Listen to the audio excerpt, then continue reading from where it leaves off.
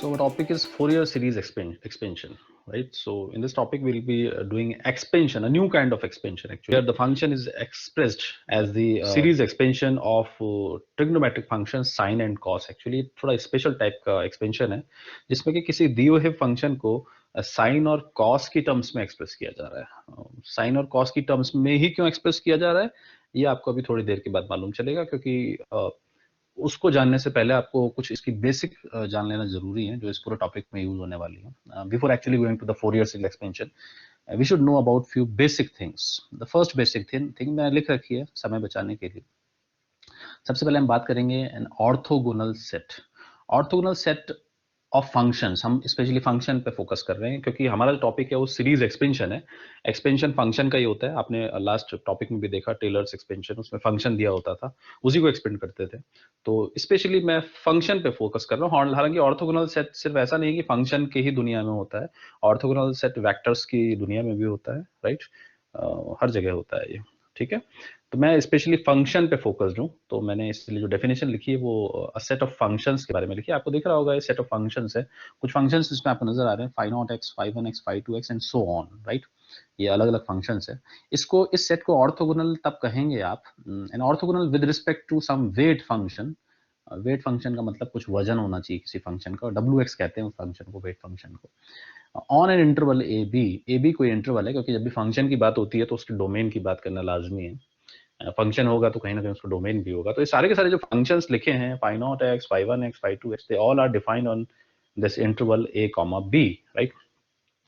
And this set is called to be orthogonal set if this holds. What does it mean? It means that you integrate from the range x equal to a to x equal to b, and you write that weight function here, and then you write any two functions from this set. Just pick any two जो भी आपको अच्छा लगे, कोई भी दो ले लीजिए और इनका इंटीग्रेशन करिए और ये आपको जीरो आंसर दे देगा जब जब m और n बराबर नहीं होंगे. m और n बराबर ना होने का मतलब दो डिफरेंट फंक्शन पिक करिएगा, रिपीट मत करिएगा.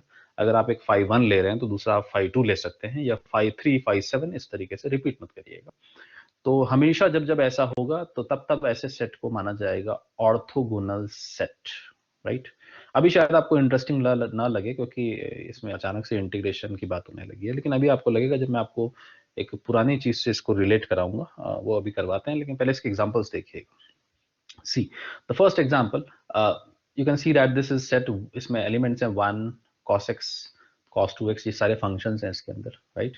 और wx को अगर 1 ले लिया जाए और ये इंटरवल लिया जाए, इंटीग्रेशन की लिमिट्स माइनस पाई से पाई ली जाए, तो आंसर 0 आएगा. चाहे आप कोई भी दो फंक्शन उठा लें और यहाँ डालें इधर फाई m और फाई n की जगह, answer will always be 0. You can verify it by yourself because integration करना आपको आता है, ये कोई नई चीज तो है नहीं.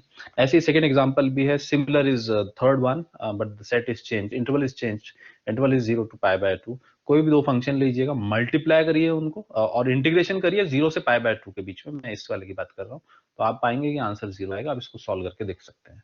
ऐसे ही फोर्थ वाला भी है और ऐसे ही फिफ्थ वाला भी है. फिफ्थ वाला ज्यादा कॉम्प्लिकेटेड है तो वो मैंने इसीलिए उसका प्रूफ भी बता दिया. ऐसे ही प्रूफ आप फर्स्ट, सेकंड, थर्ड, फोर्थ के लिए भी कर सकते थे. अब मैंने फिफ्थ वाले का प्रूफ बताया है, और कैसे बताया है ये इसका जो लिखा है ये प्रूफ ही लिखा है एक्चुअली इसका. This is the proof for this fifth one. पांचवे वाले के लिए प्रूफ है और किसी के लिए नहीं, right.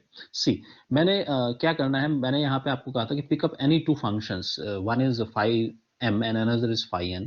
I have picked two functions, this one and this one. आप देख सकते हैं, ये देखिए, राइट. और wx को मैंने 1 लिया है. ऑफ कोर्स मैंने कहा था कि wx को मैं 1 ही ले रहा हूँ हर जगह, राइट. तो इस इंटीग्रल में मैंने सेट किया है and I actually evaluated this integral.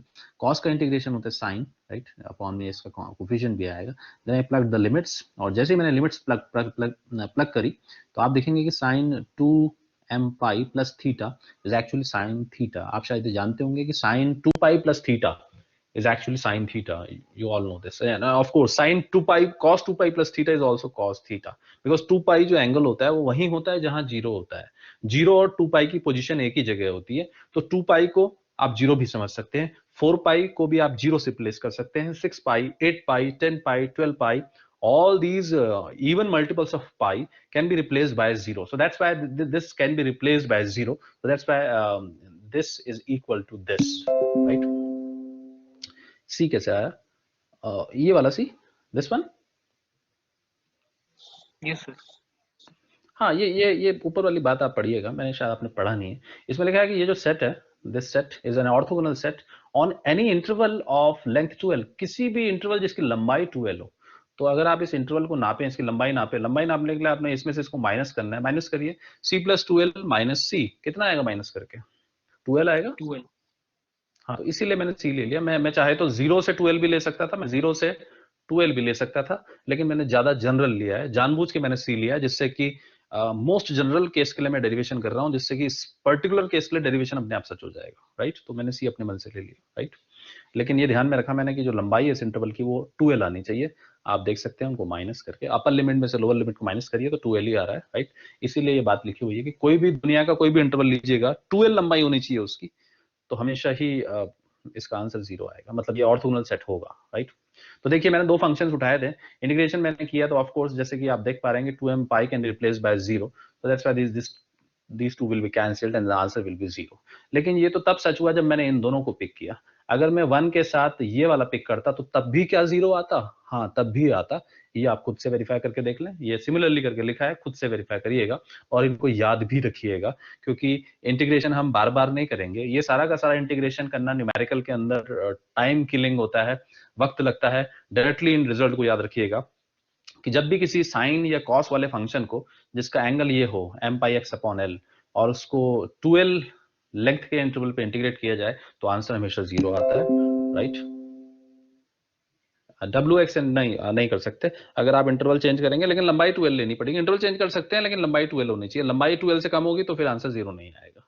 इसीलिए ऊपर लिख दिया गया है कि शर्त यह है कि लंबाई इंटरवल की 12 ही होनी चाहिए और डब्ल्यू एक्स 1 ही होना चाहिए, वहां लिखा है, डब्ल्यू एक्स भी नहीं बदलना है आपको, राइट।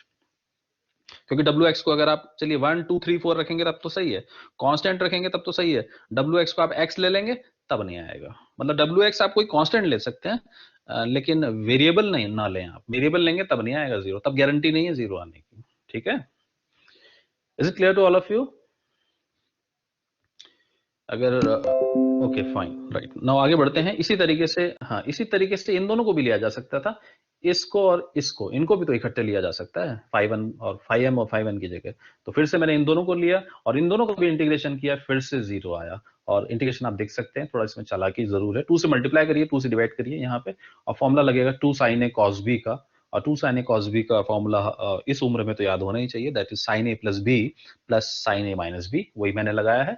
और फिर मैंने इंटीग्रेशन किया है, लिमिट्स पुट करी हैं, तो then again the same thing happened. यही वाली चीज दोबारा से नजर आएगी आपके सामने, क्योंकि एंगल देख लीजिए वही है, सेम टू सेम वही है, दोबारा वही हरकत होने वाली है और दोबारा वो 0 आने वाला है, फिर से आंसर 0 आएगा, राइट। इससे साफ हो गया कि कोई भी दो जोड़े लिए जाएं, चाहे इन दोनों को लिया जाए, चाहे इन दोनों को लिया जाए, चाहे इन दोनों को लिया जाए, हमेशा ये ऑर्थोगोनल ही आएंगे, यानी इंटीग्रेशन इनका 0 ही आएगा अगर इंटरवल की लंबाई 2l हो तो, राइट।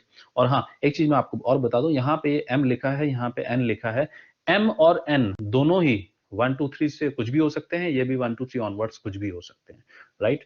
तो अभी भी एक केस बचा है कि क्योंकि आप कह रहे हैं कि m 1 भी हो सकता है, 2 भी हो सकता है, 3 भी हो सकता है, तो गौरव कुमार प्लीज लाइन पे आइए। Gaurav Kumar, yes sir. इस सेट के अंदर 1 तो आ ही रहा है, इस सेट के अंदर cos पाई x अपॉन l आएगा, cos पाई x अपॉन l सर आएगा सर। आएगा, cos 2 पाई x अपॉन l, सर वो भी आएगा सर। cos 3 पाई, यानी कि m बदलते जाएंगे तो सब आएंगे, ऐसे ही n भी बदलते जाएंगे, sin पाई x अपॉन l, sin 2 पाई x अपॉन l, sin 3 पाई, ये सब आएंगे, राइट।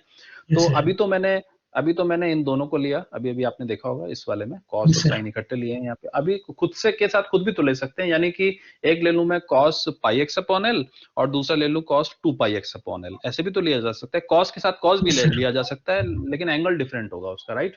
तो तब भी आप चेक करेंगे, यहाँ पे ये चीज लिखी है, यहाँ पे ये चीज लिखी है, देखिए cos ये लिखा है, साइन के साथ आपने साइन ले लिया, राइट, साइन के साथ साइन को ही ले लिया, एक n लिया एक m लिया, दोनों डिफरेंट है, तो आंसर 0 आएगा जब जब m और n अलग अलग होंगे, और जब जब m और n बराबर होंगे तो आंसर l आएगा। ये बात इंपॉर्टेंट है और ये आप चाहे तो वेरीफाई कर सकते हैं, मैंने इसका प्रूफ किया नहीं है, 2 मिनट का प्रूफ है। अगर आप इसको छोटे तौर पे देखें, एक काम करते हैं, इसको छोटा कर देते हैं, एक काम करते हैं, इसको थीटा समझ लीजिए, थीटा थीटा कितना हो जाएगा, sine theta into sine theta कितना होता है, साइन स्क्वायर थीटा, यस और no, sine Yes, square theta, right. Okay, sine square theta को आप लिखेंगे 1 plus cos 2 theta upon 2, yes और नो, यस सर।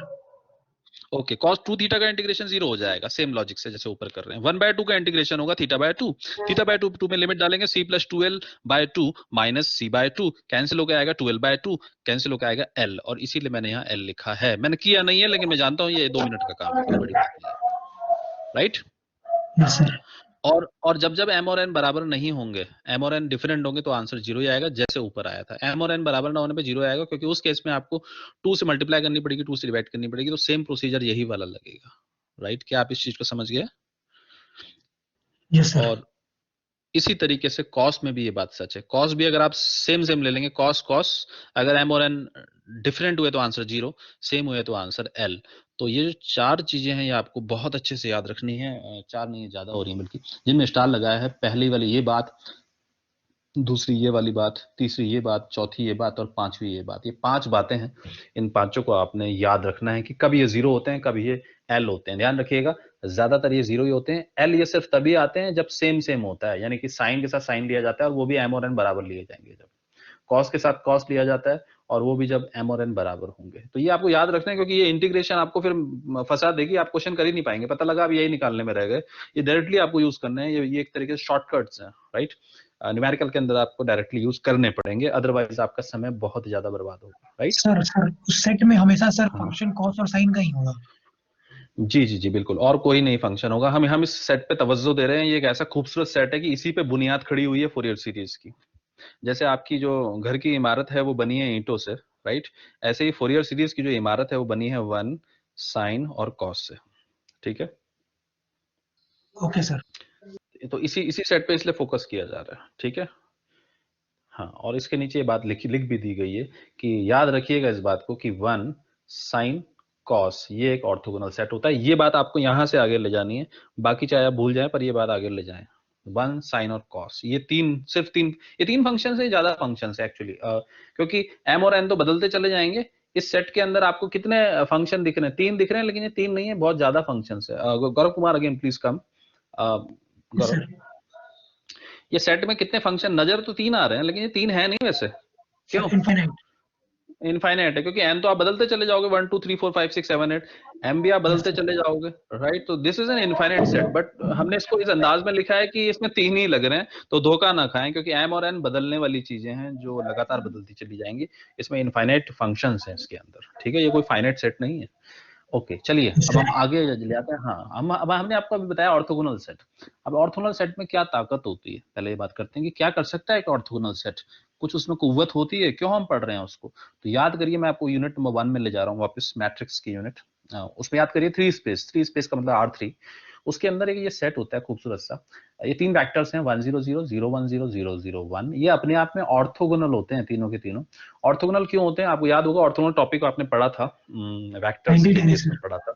90 डिग्री का एंगल होता है। अगर आप उसको वेक्टर्स के सेंस में कहेंगे, मैथमेटिक्स वाले 90 डिग्री नहीं बोलते, वो कहते हैं कि पहला वेक्टर लो और दूसरे के ट्रांसपोज से मल्टीप्लाई करो तो 0 आना चाहिए। हमने भी किया था ऐसा, आपको याद होगा। तो मैंने पहला वेक्टर ये लिया, v2 को ये लिया, दूसरे का ट्रांसपोज कर दिया और मल्टीप्लाई करके देखा तो आंसर आया 0, राइट। ओके, ऐसे ही मैंने ये तो v1 और v2 के साथ किया। अगली बार मैंने v1 और v3 को लिया तो आंसर 0 आएगा। तीसरी बार v2 और v3 को लेंगे तो भी आंसर 0 आएगा। तो कहने का मतलब ये है कि सिर्फ सिर्फ फंक्शंस की दुनिया में ही ऑर्थोगोनल सेट नहीं होते हैं, वेक्टर्स की दुनिया में भी ऑर्थोगोनल सेट होते हैं। और ये जो एग्जाम्पल जो आपको दिख रहा है, ये एक ऑर्थोगोनल सेट है वेक्टर्स की स्पेस में, 3 स्पेस में, 3 डायमेंशनल स्पेस में। हाँ, अगर 2 डायमेंशनल स्पेस में पूछा जाएगा ऐसा ही कोई ऑर्थोगोनल सेट, तो वो होना चाहिए 1 0 और दूसरा 0 1, राइट। 4 डायमेंशनल स्पेस में अगर पूछा जाएगा ऑर्थोगोनल सेट, तो वो होना चाहिए 1 0 0 पहला वेक्टर, दूसरा वेक्टर होना चाहिए 0 1 0 0, तीसरा वेक्टर होना चाहिए 0 0 1 0, और आखिरी वेक्टर होना चाहिए 0 0 0 1, राइट। तो ऐसे ऑर्थोगोनल सेट हर स्पेस में मिलते हैं, चाहे वो फंक्शंस की स्पेस हो या वेक्टर्स की स्पेस हो या पॉलिनोमियल्स की स्पेस हो। स्पेसेस बहुत सारी होती हैं, सिर्फ ऐसा ही नहीं है कि फंक्शंस की दुनिया होती है, वेक्टर्स की भी दुनिया होती है। जैसे आप ये देख रहे हैं 3 टपल वेक्टर्स हैं सारे के सारे, ऐसे ही पॉलिनोमियल्स की भी स्पेस होती है, राइट। ऐसी बहुत सारी मैथमेटिकल स्पेसेस कहते हैं इनको। मतलब एक नजरिया है दुनिया को देखने का। जैसे हम जो जिस दुनिया में रहते हैं, ह्यूमंस का स्पेस है ये। अर्थ जो है is space of humans, right. May be कोई और दूसरा ग्रह हो, जुपिटर में Jupiter is space of aliens, ऐसा हम कह सकते हैं यहाँ से देख के, राइट। और ऑफ कोर्स वो हम लोगों को एलियन कहते होंगे, राइट। तो क्या हम आगे बढ़े? क्या आप समझ गए इंपॉर्टेंस एक ऑर्थोगोनल सेट का? और हाँ, ये सिर्फ ये इंपॉर्टेंस नहीं है, ये तो प्रॉपर्टी मैंने आपको बताई कि ऑर्थोगोनल सेट वहां पे भी होते थे मैट्रिक्स की दुनिया में या वेक्टर्स की दुनिया में। उनमें क्या खास बात होती थी? खास बात ये वाली है, अगर आप इसको पढ़ें, ये इंपॉर्टेंट है। हेंस के बाद जो लिखा गया है कि कोई भी आर्बिट्री वेक्टर ले लीजिए, उसी दुनिया से ले लीजिएगा जिस दुनिया की बात कर रहे हैं, A B C, of course एक 3 टपल आप लेने वाले होंगे वहां से। तो उस वेक्टर को हमेशा आप उस वेक्टर को हमेशा आप लिख सकते हैं इन 3 ऑर्थोगोनल जो वेक्टर आप लिख रहे थे ऊपर, v1 v2 v3, उनके लीनियर कॉम्बिनेशन से। लीनियर कॉम्बिनेशन का मतलब होता है उनको जोड़ तोड़ के आप किसी भी तरीके से आप उस किसी भी वेक्टर को बना सकते हैं। जैसे मैंने अभी थोड़ी देर पहले एक बात कही थी कि किसी भी मकान को बनाने के लिए, मैं एक बुनियादी मकान कह रहा हूँ, मैं कोई उसको फुल फ्लेज्ड मकान नहीं कह रहा हूँ, लेकिन एक सिर्फ ढांचा खड़ा करने के लिए ईंट, बजरी और रेत की जरूरत होती है, और सीमेंट। तो 4 कंपोनेंट होते हैं। इन्हीं चारों के कंपोनेंट का कॉम्बिनेशन करके, लीनियर कॉम्बिनेशन करके, जहां ईंटों की क्वांटिटी काफी ज्यादा होती है हर मकान में, सीमेंट का भी अपना एक रेशियो होता है, रेत का, सैंड का, राइट, उसका भी अपना रेशियो होता है। तो इन तीनों के लीनियर कॉम्बिनेशन से एक इमारत बन सकती है। यस और नो? बिल्कुल उसी तरीके से जैसे रंगों की दुनिया होती है, आपने देखा होगा रंग बहुत सारे होते हैं। बचपन में तो हमारे कलर बॉक्स में 12 ही कलर होते थे, लेकिन जैसे जैसे आप बड़े होते गए, जवान होते चले गए, तो बहुत सारे रंग आपके कलर बॉक्स में आ गए, राइट। कलर कुछ बढ़ने भी लगे, राइट। और किसी भी कलर को ऑब्टेन करने के लिए सिर्फ 3 कलर, बुनियादी कलर्स की जरूरत होती है। वो होता है रेड, ग्रीन और ब्लू।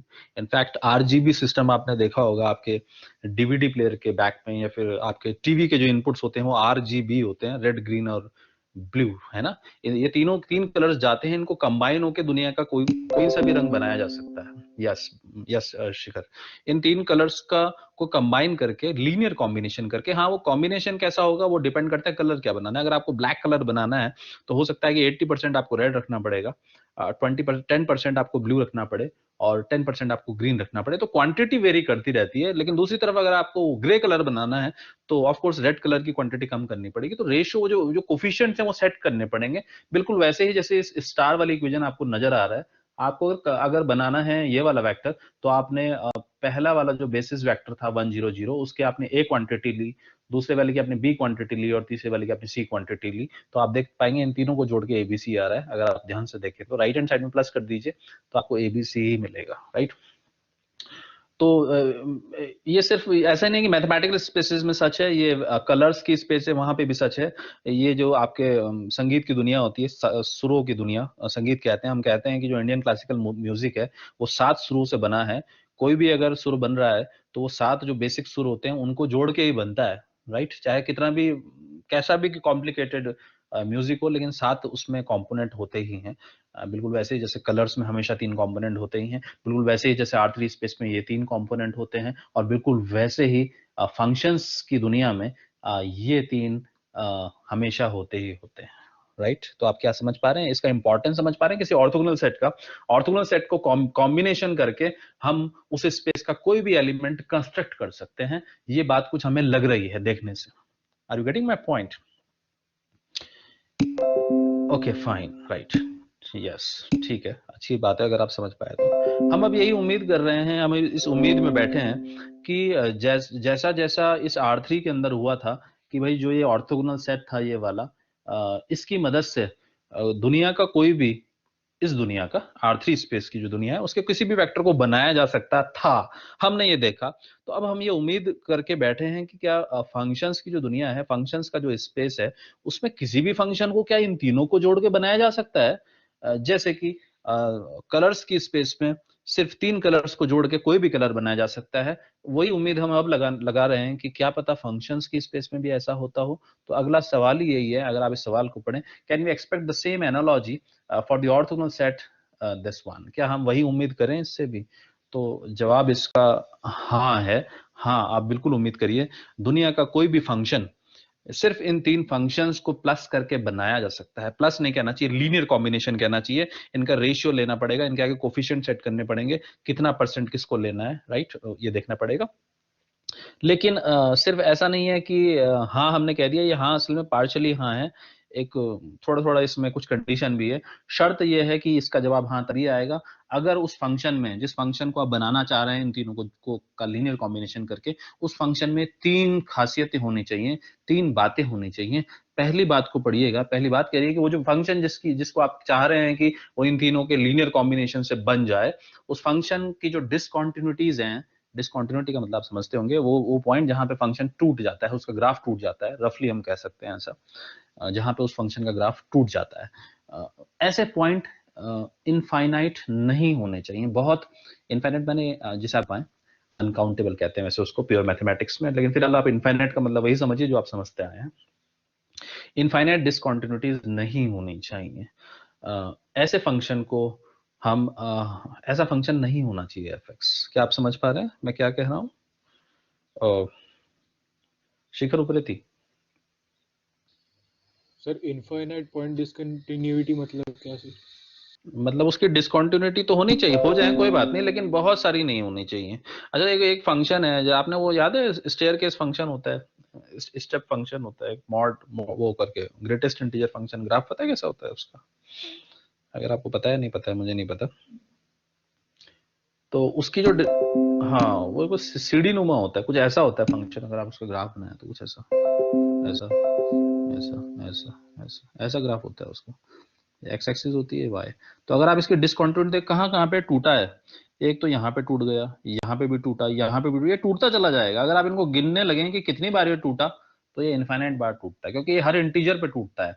ये 1 पे ब्रेक हुआ, 2 पे ब्रेक हुआ, 3 पे ब्रेक हुआ, 4 पे ब्रेक हुआ, 5 पे ब्रेक हुआ, ये ब्रेक होता ही चला गया। इनफैक्ट ये नेगेटिव साइड पे ब्रेक हो रहा है, -1 पे, -2 पे, -3 पे।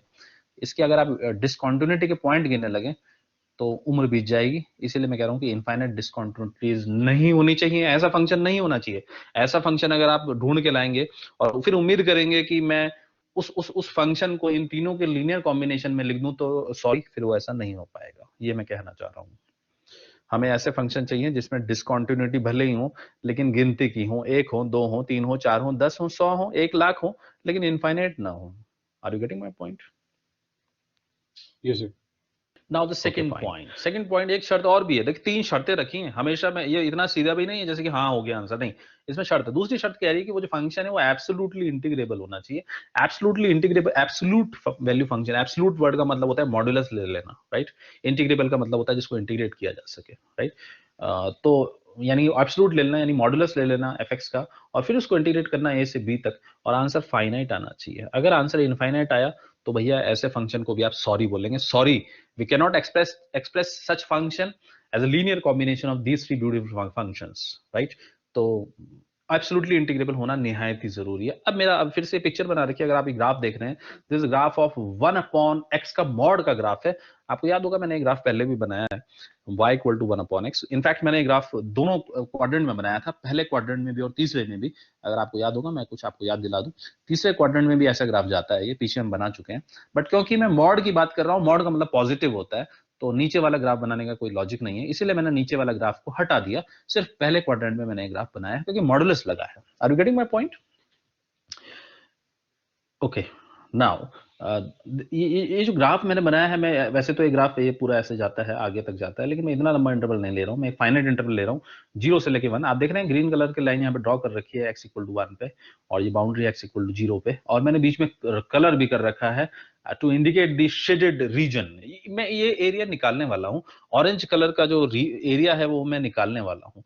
और किसी भी फंक्शन के अंडर एरिया कैसे निकाला जाता है आप सभी अच्छी तरीके से जानते हैं, क्लास 12 में पूरा चैप्टर था ये, कि इंटीग्रेशन कर देते हैं, लिमिट्स होती हैं वहां से वहां तक, 0 से 1 तक, और ग्राफ लिया जाता है फंक्शन का, वो फंक्शन लिखा जाता है 1/x dx, ऐसे ही निकाला जाता है। तो एरिया मैंने निकाला इसका, तो आप देखिएगा 1/x का इंटीग्रेशन log x हुआ, लिमिट्स पुट करी मैंने, log 1 तो 0 होता है, log माइनस log 0, और माइनस log 0 की वैल्यू प्लस इन्फिनिटी होती है, क्योंकि log 0 की वैल्यू माइनस इन्फिनिटी होती है, शायद आपको मालूम ना हो, क्योंकि 0 को लिखा जा सकता है e to the power minus infinity. आप जानते होंगे इस चीज को, e to the power minus infinity is 0। Do you know this thing? Yes, e to the power minus infinity is 0. Who will tell me? Yes, Sonu Singh is saying yes. E to the power minus infinity का मतलब e is a number. e to the power, देखिए मैं बता भी देता हूँ, e to the power minus infinity का मतलब हुआ 1/e to the power infinity.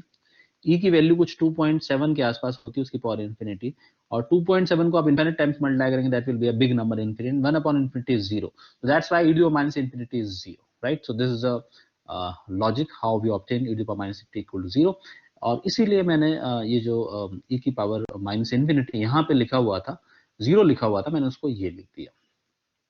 Log के रूल से मैं इस नंबर को आगे ले आया यहाँ पे, तो that will become minus into minus infinity and log E is 1 actually, तो आंसर आया प्लस इंफिनिटी। तो ये फाइनाइट आया, इनफाइनाइट आया, दिस इज इनफाइनाइट, इसका मतलब ये जो एरिया है ये वाला, ये तो इनफाइनाइट एरिया है, इसको आप नाप नहीं सकते हैं, राइट? तो फिर ये कैसा फंक्शन हुआ?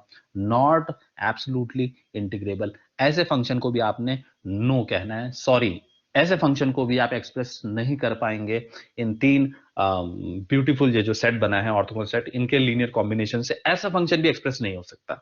मैं आपको वो बता रहा हूं कि किस किस से नहीं हो सकता, इनके अलावा अगर होगा तो हो जाएगा। Are you getting my point? तो such functions are not expected to be expressed as a linear combination of 1 sine and cos, right? So this is the second caution actually, ये सावधानी है कि ऐसा फंक्शन भी आप एंटरटेन ना करें, right? Should I move to the third point? Please say yes if you are ready, और किसी को पूछना है इनफैक्ट पहले में भी दूसरे में भी तो फिर से मुझसे पूछ सकता है। थर्ड में मैं जाने से पहले एक बार एक पॉज लेना चाहता हूं आप लोगों की तसल्ली के लिए कि वाकई में मुझे तीसरे पॉइंट पर बढ़ जाना चाहिए या अभी कुछ आपको समय लगेगा इसको एब्जॉर्ब करने में। Yes, should I proceed? Interval कुछ भी ले सकते, हाँ इंटरवल लेना है लेकिन उसके एंड पॉइंट नंबर होने चाहिए, 0 से इन्फिनिटी नहीं ले सकते, एंड पॉइंट उसके a, b टाइप के होने चाहिए, नंबर्स होने चाहिए दोनों तरफ, ऐसा नहीं कि 0 से इन्फिनिटी ले लिए, इन्फिनिटी अलाउड नहीं है, इंटरवल वो नहीं होता, ठीक है? इंटरवल में इन्फिनिटी अलाउड नहीं, बाउंडेड इंटरवल लेना है। कैसे इंटरवल लेना है? बाउंडेड। बाउंडेड का मतलब जिसकी बाउंड्रीज साफ लिखी हुई हो, 1 से लेके 100, 5 से लेके 5 लाख नंबर होने चाहिए, इन्फिनिटी या माइनस इन्फिनिटी नहीं होना चाहिए, ठीक है? नाउ थर्ड पॉइंट तो बड़ा खतरनाक पॉइंट है, शायद ये आपको समझ में ना भी आए। जो फंक्शन होना चाहिए वो बाउंडेड वेरिएशन का फंक्शन होना चाहिए। ये टर्म पहली बार आपने सुनी होगी, बाउंडेड वेरिएशन किसे कहते हैं? बाउंडेड वेरिएशन का मतलब होता है कि जब आप उस फंक्शन का ग्राफ बना दें, उस ग्राफ को एक धागे की तरह समझें और उस ग्राफ को सीधा कर दें, मतलब उसके कर्व को पकड़े और हाथों से सीधा खींच दें जितना लंबा हो सकता है, राइट? तो उसकी लंबाई अगर फाइनाइट हो तो तब तो वो बाउंडेड वेरिएशन का होगा, और अगर उसकी लंबाई इनफाइनाइट हो तब वो बाउंडेड वेरिएशन का नहीं होगा। यहाँ पे बात लिखी हुई भी है कि the length of the curve F x after straightening it, सीधा करना पड़ेगा उसको। तो स्केल में नापते हैं ना, जैसे आप दुकान में जाते हैं तो वायर लेने जाते हैं, तार लेने जाते हैं, या आपने पतंग उड़ाई हो कभी? पतंग उड़ाई हो तो मंजा लेने आप गए होंगे, राइट? तो वो लपेटा रहता है गोल गोल, उसमें उनके चरखी में लपेटा रहता है, तार वायर्स भी राउंड करके रैप की जाती है पैकेट्स में, लेकिन जब आप खरीदने जाते हैं तो वो नाप के देते हैं 1 मीटर 2 मीटर। तो ये चीज करनी है, नापना है आपको, उस लपेटे हुए कर्व को खोलना है, नापना है सीधा करके। अगर उसकी लंबाई फाइनाइट आ गई तब वो माना जाता है बाउंडेड वेरिएशन का, अदरवाइज नहीं माना जाता। क्या आप मेरी बात समझ गए? बसंत पंचमी के दिन उड़ाएंगे, हाँ बसंत पंचमी के दिन उड़ाइए या बारिशों में उड़ाइए, राइट? क्योंकि जो फिजूल खर्ची वाले लोग होते हैं वो तो बारिशों में भी पतंगे उड़ाते हैं। फिजूल खर्ची की बात क्या करूं मैं दोस्त, कभी बारिशों में पतंगे भी उड़ाई हैं हमने। ऐसे भी लोग होते हैं जो बर्बाद करते हैं पैसा।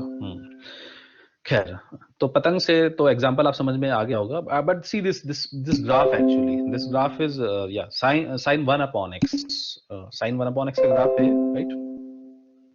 हाँ जी बिल्कुल उड़ाते हैं।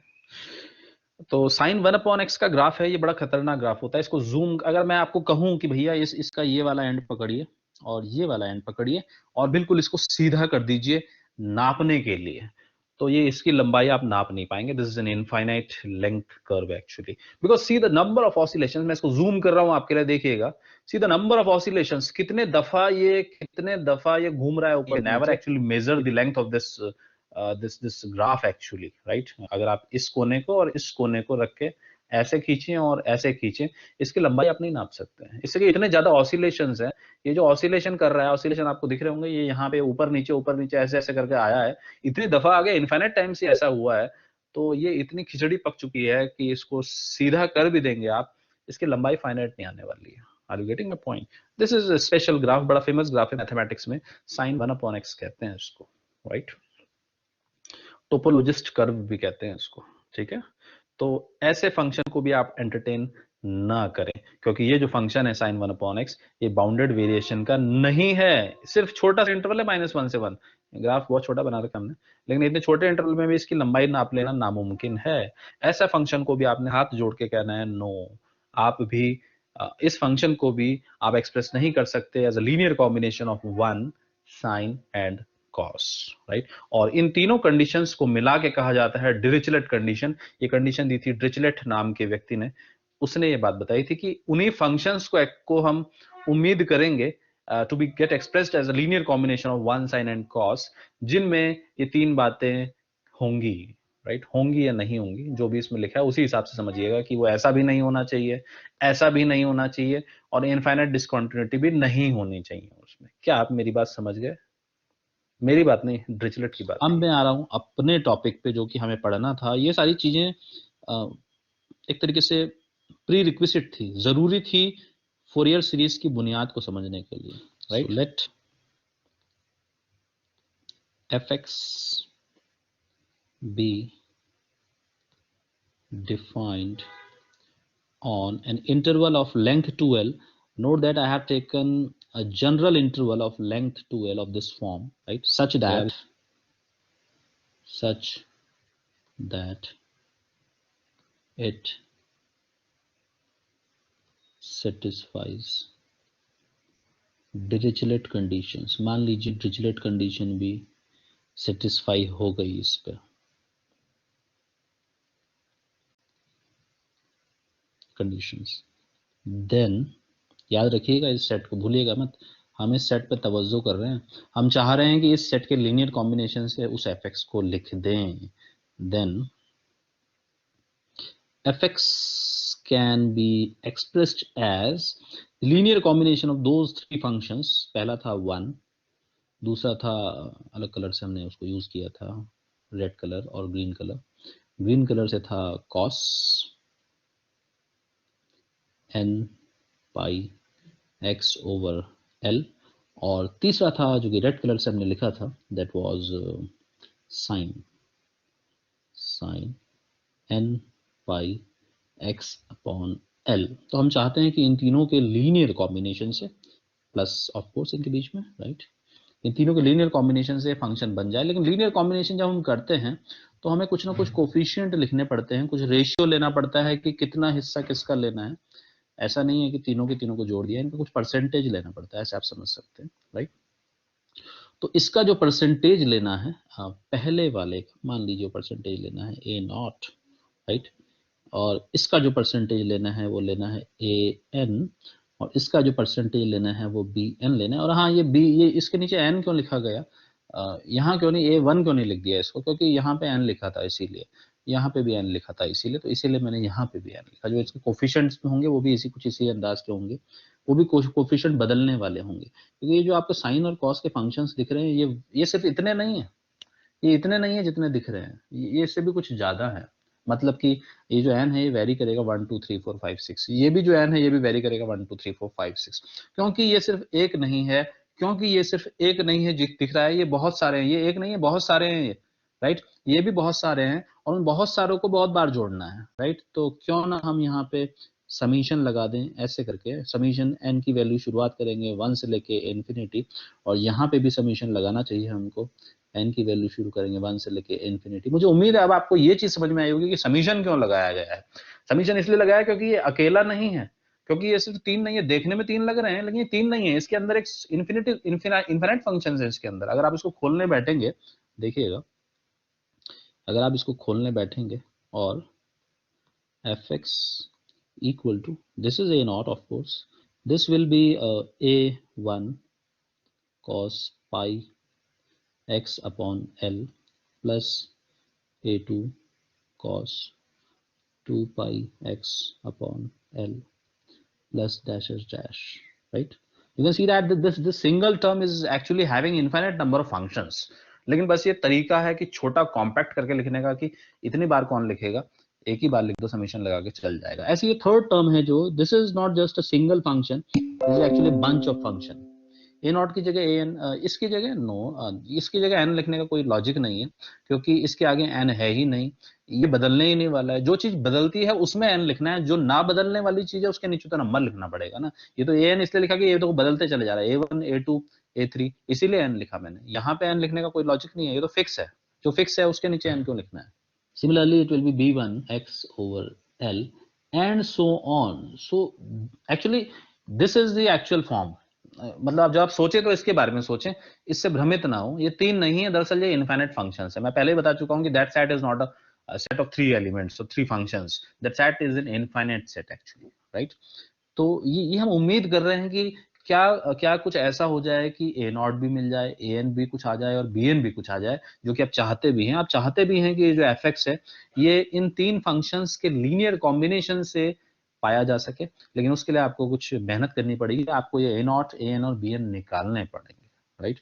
और कैसे निकाले जाते हैं इसी पे हमें डिस्कस करना है। मैं इसको डाल रहा हूँ, ये बिल्कुल सिमिलर होगा इसके। अगर आप इस स्टार वाली इक्वेशन को देखें तो इसी से प्रेरित होके, इसी से इंस्पायर होके हमने किसी ने ऐसा सोचा कि अगर यहाँ ऐसा हो सकता है तो फिर यहाँ भी तो होना चाहिए। तो इसीलिए मैं इसको भी स्टार ही डालूंगा, क्योंकि ये भी उसी से इंस्पायर्ड है। अब आप देखिएगा आपको ए नॉट निकालना है, where this a naught, n लेने का क्या फायदा। देखिए उसके बिना आप कैसे उम्मीद करेंगे। अच्छा ये बताइए मुझे आप, लक्ष्मीकांत, आपके क्वेश्चन का आंसर ये है, I want to get colour pink is equal to, pink can be obtained by some percentage of red plus some percentage of blue plus some percentage of green. क्या आपको नहीं लगता कि इनका इंपॉर्टेंस है या नहीं है, ये बताइए Laxmikant. Do these question mark have importance or they are just kind of negligible things? हाँ सर। क्योंकि है ना, इन्हीं का तभी तो बनाओगे पिंक कलर। ये पता ही नहीं होंगे तो पिंक कलर बनेगा कैसे। जब आपको ये पता ही नहीं होंगे तो फिर एफ बनाओगे कैसे, क्यों, राइट? हाँ, तो इनका इंपॉर्टेंस है। Okay, now where this a naught is given by a beautiful formula, that is 1 upon 2 upon l, actually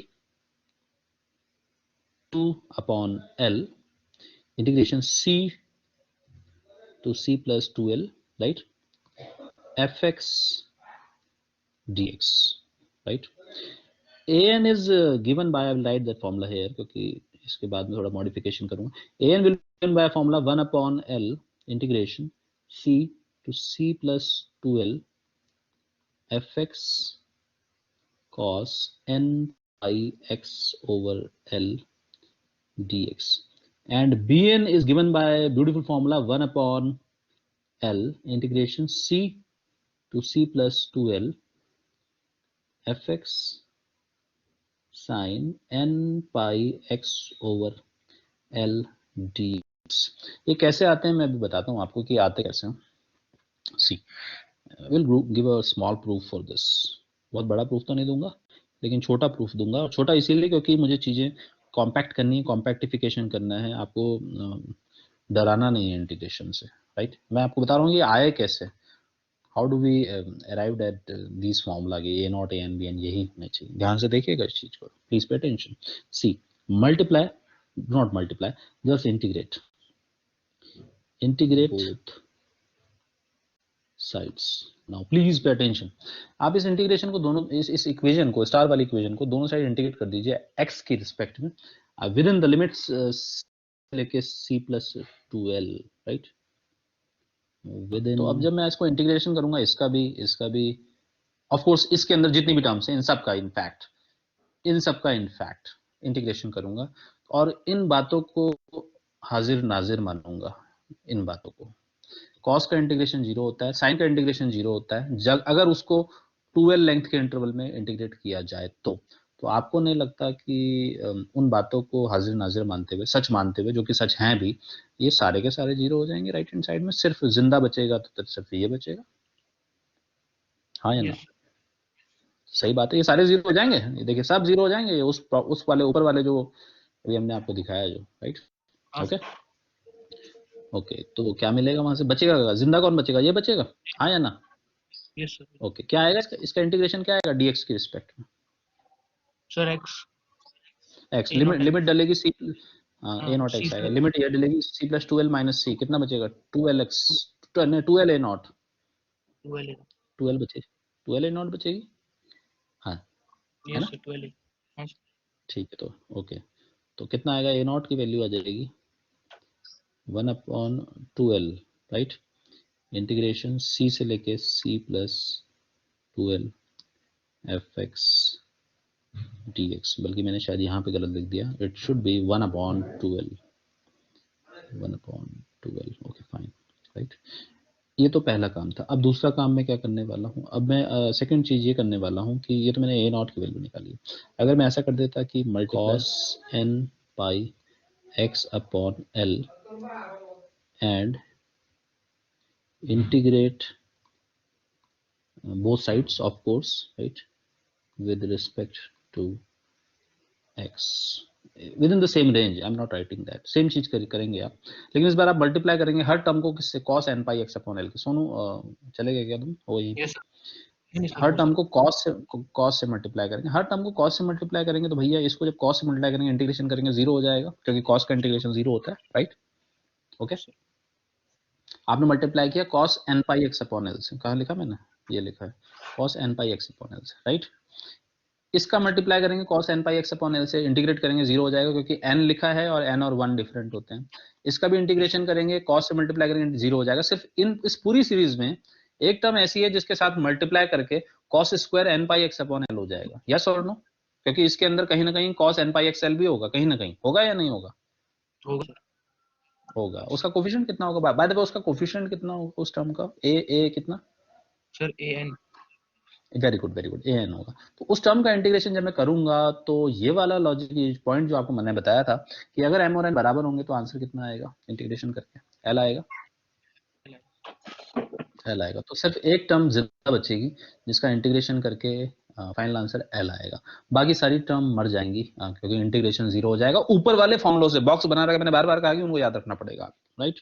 तो ऐसा करने से सिर्फ an के साथ आएगा l, लेकिन यहाँ साथ लिख के क्या फायदा, इस l को मैं नीचे ले जा लेता हूँ, 1/l कर लेता हूँ, राइट। ध्यान रखिएगा कि मल्टीप्लाई दोनों साइड किया आपने cos को, खाली ये नहीं है कि राइट साइड में मल्टीप्लाई किया आपने, इससे भी मल्टीप्लाई किया है cos को, तो 1/l इधर आ जाएगा, जो कि इसके साथ था वो इधर आ जाएगा नीचे। इंटीग्रेशन c से लेके c प्लस 2l fx, और आपने मल्टीप्लाई पहले ही कर दिया था cos n pi x upon l से dx। Is it fine, is it fine, ये लॉजिक समझ में आया आपको कि कैसे आया? मैंने इंटीग्रेशन किया नहीं है, मैं डायरेक्ट कह रहा हूँ कि बाकी सारे जीरो हो जाएंगे, क्योंकि मैं बार बार इन बॉक्सेस को चाहता हूं कि आप याद रखें। जब ये सीधा जीरो हो जाते हैं, एक ही कीमत पे जीरो नहीं होते, जब m और n बराबर होते हैं और जब दोनों फंक्शन साइन साइन के होते हैं या दोनों फंक्शन कॉस कॉस के होते हैं, तभी इनका आंसर एल आता है, अदरवाइज इनका आंसर जीरो आता है। क्या ये बात समझ में आई आपको? Yes sir. Is it fine? Okay fine. Now the last step to actually compute that another coefficient bn। क्या आप तैयार हैं? इस बार मैं यस सर। मल्टीप्लाई करने जाऊंगा, किससे मल्टीप्लाई करूंगा इस बार, cos से साइन sin से? साइन सर sin, दोनों sin से। और उस बार अब an खत्म, कौन बच जाएगा, bn आ जाएगा, और यहाँ पे आ जाएगा सर सेम रहेगा sin। B n. तो like this will be bn। Is it fine? तो क्या आपको ये तीनों चीजें समझ में आ गई कि an bn और cn आए कैसे, a नॉट an bn तीनों आए कैसे? कोई प्रॉब्लम तो नहीं है, कोई प्रॉब्लम तो नहीं है। लेकिन आपको एक प्रॉब्लम हो सकती है कि इन दोनों के फॉर्मूले में तो कोफिशिएंट आ रहा है 1/l और इसमें आ रहा है 1/2l, तो ये थोड़ी तकलीफ दे सकता है। आपके दिमाग के एक पर्टिकुलर हिस्सा है जो यादाश्त मेमोरी को कैप्चर करके रखता है, वो गड़बड़ कर सकता है कि कहीं वो इसको भी 1/l ना लिखते, या हो सकता है कि आप यहाँ भी 1/2l ना लिख दें। तीनों अगर काश एक जैसे होते, तीनों में अगर 1/l होता तो काश याद करना कितना आसान होता। तो उस काश को सच्चाई में बदलने के लिए छोटी सी चालाकी करनी जरूरी है कि इस ए नॉट को ए नॉट न लेके ए नॉट अपॉन 2 ले लिया जाएगा, तो उस केस में ये वाला 2 यहाँ से हट जाएगा, यानी कि जो नीचे डिनोमिनेटर में जो 2 आने वाला है ए नॉट में, वो आ ही रहा है, उसको यहाँ ना लिख के यहाँ पहले ही लिख दिया जाए, तो उससे क्या होगा कि तीनों फॉर्मूले एक जैसे हो जाएंगे और याद भी रहेंगे। Are you getting my point, right? Yes sir. Note that the coefficient a naught is replaced by a naught upon 2 if note that if the coefficient, अगर a0 को a0 by 2 से रिप्लेस कर दिया जाता in that equation, ये वाली equation है जो स्टार वाली इक्वेशन है, राइट, ब्राउन कलर स्टार, अगर इसको बदल के लिख लिया जाता a0 अपॉन 2 ऐसा कर दिया जाता, तो ये जो फॉर्मूले हमारे आ रहे हैं ये वाले, ये भी एक जैसे हो जाते हैं, right. a0 is equal to 1 upon l हो जाता है, क्योंकि 2 आपने यहां से हटा के, आपने ये वाला 2 यहां से हटा के आपने पहले ही नीचे लिख दिया, आप समझ पा रहे हैं। तो चालाकी से क्या होगा कि तीनों फॉर्मूले एक जैसे दिखेंगे, खूबसूरत लगेंगे, दिमाग आपका एक्सेप्ट करेगा, तीनों को याद भी रखेगा अच्छे से, राइट। तो बस सिर्फ इसलिए कर रहा हूँ मैं, और कोई इसकी वजह खास वजह नहीं, तीनों को आपने याद रखना। न्यूमेरिकल में ये आपको अपने साथ लेके जाने पड़ेंगे, ये आपको याद रखने पड़ेंगे। चलिए शुरू करें, क्वेश्चन तैयार हैं। क्वेश्चन बहुत आसान लगेंगे आपको, क्योंकि अब आपने ऊपर काफी मेहनत कर ली है। क्वेश्चन 0 एंड पाई, तो उसको एक्सपेंड करना है सीरीज। चलिए अब देखिए, ध्यान से देखिएगा, इसका सॉल्यूशन बहुत आसान आपको लगने वाला है। ध्यान रखिएगा, मैंने आपको जो याद रखने को बताया वही याद रखूंगा। सबसे पहले तो मैं चुरा लूंगा अपनी ही कॉपी से, और अपनी कॉपी से चोरी करने को चोरी नहीं कहते, हमेशा ये करना चाहिए कि आपको लोअर लिमिट और अपर लिमिट पता होनी चाहिए। सी का मतलब होता है lower limit, lower limit is -pi, यहाँ पे लोअर लिमिट है -पाई, एंड अपर लिमिट है हमारी c+2l होती है अपर लिमिट, आपको याद होगा, and that is equal to this number pi. Is it fine, right, कोई प्रॉब्लम तो नहीं। और इसको आप सॉल्व कर लें, c की वैल्यू -पाई रखें तो -पाई plus 2l is equal to pi, so that gives you 2l equal to 2 pi, and that gives you l equal to pi. So this is also useful, l की जगह pi आपने use करना है, right। now you have just used this Fourier series, जो कि आपको याद करके रखनी है, बिल्कुल ये Fourier series होती है, ये पता होना चाहिए आपको, जहां पे कि आपको a0 की वैल्यू भी याद होनी चाहिए। तो मुझे तो याद है, आपको भी याद होनी चाहिए, that is 1 upon l actually, but this time l is equal to pi, so I will write 1 upon pi. Integration, please pay attention, the lower limit was c, upper limit was c+2l, but here the lower limit is -pi and the upper limit is pi, right, and inside that we will have fx dx, so I will write f of x dx। कोई problem है please इसमें पूछ लीजिए, any problem in this? I have just used the same formula, but I have plugged the values of c and l here. Is it fine to all of you? क्या ये आपको समझ में आ गया? Because writing the correct formula is also important. जब आप formula ही correct नहीं लगाएंगे तो फिर आप उम्मीद ना करेंगे आंसर सही आएगा। Okay, fine. Now what I will do, I will just use this function. आप देख रहे हैं पहला जो पोर्शन है वो -पाई से 0 है, दूसरा है 0 से पाई। I will break this integral into two definite integrals. First is from -pi to 0, and then from 0 to pi, as it is clear from this function. जैसा जैसा दिया रहेगा मैं वैसे वैसे करूंगा। From -pi to 0, in this range the function is 0, so I will write 0 here, 0 dx, and for the second range the function is pi minus x dx. So I've just splitted the original integral as sum of two definite integrals. So this is 0, so that will be 0. Okay, fine. So it will give you 0, and integration of this with respect to x will give you pi minus x upon -1. So you will write -1 in the denominator, and then you will use the limits 0 to pi, right? Okay. Now if you plug the limits, then you will be getting pi minus pi is 0, right? Was pi minus, sorry, extremely sorry, मैंने integration गलत कर दिया। It should be pi x minus x square by 2. Now it's correct, 0 to pi. Now plug the limits, 1 upon pi. If you put pi, then pi square minus pi square by 2, there is pi square by 2 and 0, fine, and that gives you pi upon 2. So this is the value of a0. Is it fine to all of you? This is the value of coefficient a0.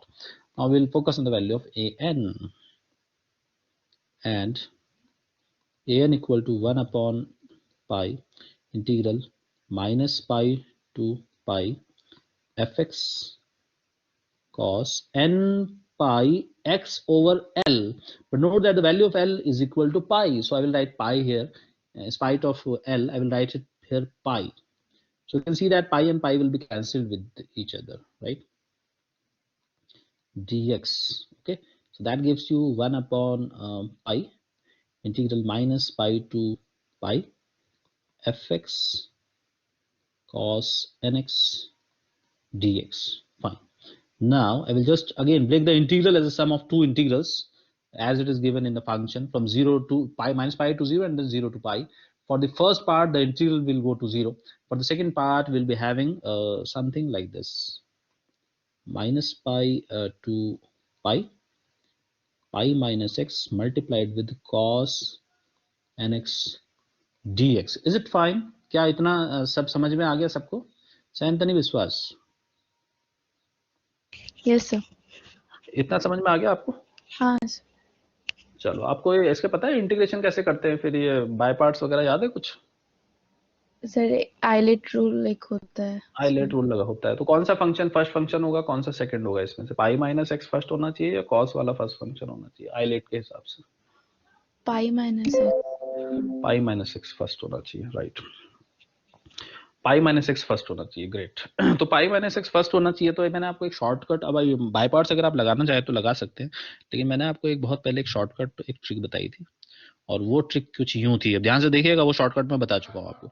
Just write the first function in bracket like this and just write another bracket and second function का integration, integrate this thing. कितना है इसका integration? Sine nx upon n, but do not write anything outside the bracket. जो bracket है maintain करिए. Now write minus, then write another bracket, right? And just to differentiate this thing, yes Gaurav Kumar, what do you want to say? Differentiate this thing. नहीं, limit क्या? अच्छा, limit 0 से पाई होनी चाहिए थी। Yes sir. अब सही है, ओके फाइन, ठीक है। हाँ, इसका डिफरेंशिएशन कितना होगा? -1, और इसका इंटीग्रेशन कितना होगा? Sine nx upon n square, that's it। क्योंकि इसका डिफरेंशिएशन आप दोबारा करेंगे तो that will go to 0। This is a shortcut formula, I have told you earlier also, शायद मैंने बताया आपको पहले कहीं। ये शॉर्टकट फॉर्मूला है, बाय पार्ट्स की तरह ही होता है ये, लेकिन तभी काम करता है जब first function should be a polynomial. क्या आपको याद आ गया? मैंने बताया आपको ये। इज इट फाइन या लिखने की जरूरत है दोबारा? प्लीज बता दीजिए। पता है सर, पता है। पता है, ठीक है, चलिए फाइन। आप पाई रखेंगे, अपर लिमिट रखेंगे जब पाई, तो ये 0 हो जाएगा। Sine n pi is also 0। अब यहाँ पे बड़ी छोटी छोटी चीजें आपको ध्यान देखिए। पाई जब आप यहाँ रखेंगे तो पाई माइनस पाई 0 हो गया, लेकिन जब आप पाई यहाँ रखेंगे तो साइन एन पाई। साइन एन पाई का मतलब साइन पाई, साइन 2 पाई, साइन 3 पाई सारे 0 होते हैं। क्या आपको पता है साइन एन पाई 0 होता है? तो upper limit will give you 0, right? And now you will put the lower limit x equal 0। जैसे आप 0 पुट करेंगे तो this will give you pi, but sine 0 is 0, so this is also 0। यहाँ पे 0 put करेंगे, again that will give you 0। am I correct? कुछ गलती हो रही है, मुझे लगा मैंने इंटीग्रेशन गलत कर दिया, सॉरी, एक्सट्रीमली सॉरी। साइन का इंटीग्रेशन होता है माइनस कॉस। अब सही, अब गलती नहीं होगी। तो 0 पुट करने से नो ये चेंज हो जाएगा। दोबारा से करेंगे, पाई पुट करेंगे तो of course this will be 0, but this is not 0, this will become what? This will become minus minus minus minus cos n pi, minus cos n pi upon n square. So this is the result after putting upper limit. Now put 0. If you put 0 here, then this will go to 0.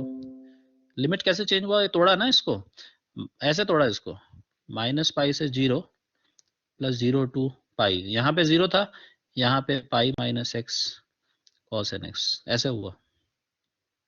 Function ने ऐसा दिया है ना, function के हिसाब से तो break करेंगे, जैसे ए नॉट में किया था। यहाँ पे मैंने सीधा लिख दिया जैसे ये किया था, सेम थिंग। हाँ, चलिए यहाँ पे पुट करिए, 0 पुट करिए। 0 पुट करेंगे this will go to 0 because sine 0 is 0। 0 यहाँ पुट करेंगे तो cos 0 is 1, so minus minus minus plus, minus minus minus minus हो जाएगा, माइनस 1 अपॉन n स्क्वायर। और मैं रीजन भी लिख देता हूँ क्योंकि मुझे पता है कि बच्चे भूल जाते हैं ये चीजें। Sine upon pi, I think n square को भी बाहर लिया जा सकता है, पाई n स्क्वायर, राइट? अंदर बचेगा cos n पाई का value -1 to the power n होता है, so that gives you 1 minus cos n pi, so eventually it will be 1 upon n square pi, 1 minus 1 to the power n. This is the final answer, right?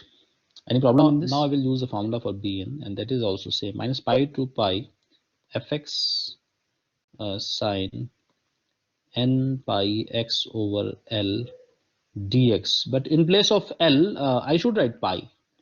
And then pi will be cancelled. I will be getting 1 upon pi. अब मैं थोड़ा shortcut मार रहा हूँ, अब ज़्यादा वक्त बर्बाद करने की जरूरत नहीं है. मैं इसको तोड़ रहा हूँ. माइनस पाई से 0 तो 0 हो जाएगा. 0 to पाई बच जाएगा. fx का वैल्यू है पाई minus x and this will B sorry sine. सारे कोफिशिएंट निकाल लिए. अब तैयार हो जाइए इसको स्टार में पुट करने के लिए. सबको स्टार में पुट करना है, राइट? इन कोफिशिएंट्स को पुट करना है star. 1 upon n sine n pi x upon l, तो वो बचेगा nx. This is the final answer. I hope you understood this.